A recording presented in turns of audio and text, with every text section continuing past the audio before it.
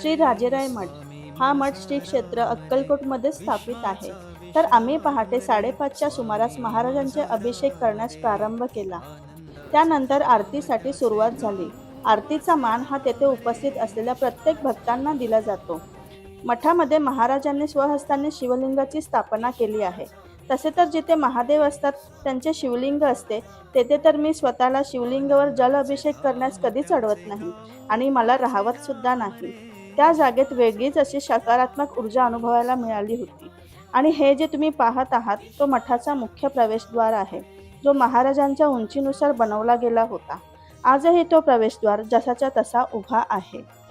या मठाच्या अनेक रहस्यमय अशा कथा आहेत. तुम्हाला अधिक माहिती जाणून घ्यायची असल्यास मठाला भेट द्या. येथील पुजारी तुम्हाला सर्व कथा सांगतील. अशा प्राचीन वास्तूला जपण्याची आपणा सर्वांना गरज आहे. मठाच्या पुढील वाटचालीसाठी स्वामी